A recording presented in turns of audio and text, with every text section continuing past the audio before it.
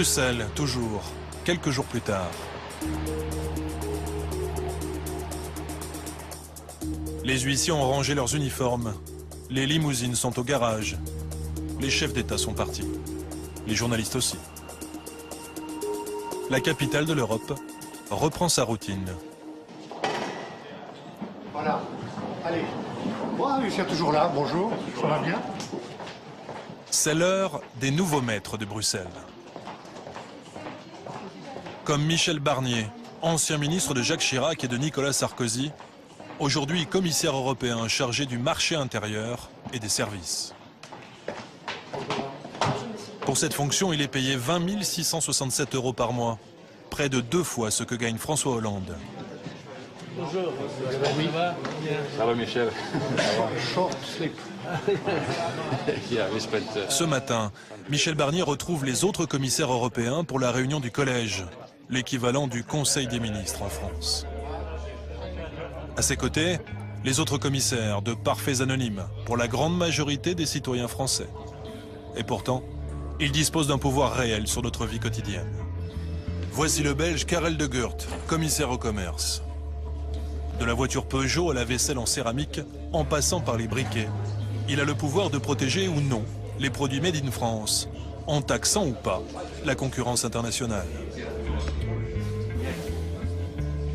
L'Espagnol Joaquim Almunia, très redouté, car il traque les aides publiques illégales, autant que les monopoles des multinationales. À son palmarès, des millions d'euros d'amende infligés à la France, mais aussi à de grandes entreprises comme Microsoft.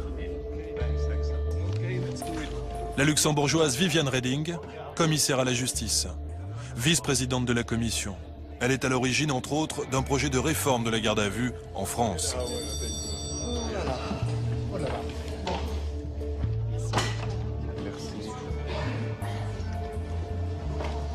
Les commissaires européens sont au nombre de 27, un par pays.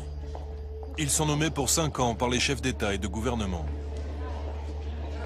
Au fil des crises, les États européens ont transféré de plus en plus de pouvoir à ces commissaires. Sur le contrôle des budgets nationaux tout d'abord, mais aussi sur la conception de nouvelles lois. Les commissaires européens, ces super ministres anonymes, sont devenus les puissants de l'Europe. Nous sommes dans le rôle de facilitateur. Nous faisons des propositions avec le collège dont je fais partie, qui généralement se trouve, grâce à la collégialité, pas très loin, le plus près possible du centre de gravité de l'intérêt général européen. Clairement, quand vous êtes commissaire européen, dans le rôle d'un ministre européen, entre guillemets, vous êtes au milieu du jeu européen. Vous n'êtes pas seulement du côté d'un pays avec ses idées, ses propositions. Signe de cette révolution invisible, le voyage de la luxembourgeoise Viviane Reding, vice-présidente de la Commission européenne, il y a quelques mois à Paris. Les premiers orateurs des groupes pourront interroger nos invités. Invitée dans une annexe de l'Assemblée nationale par les députés français, Reding est venue évoquer les méthodes de contrôle de nos finances publiques. Nous passerons à une phase de questions spontanées. La rencontre est dirigée par Claude Barthelone, le président de l'Assemblée nationale.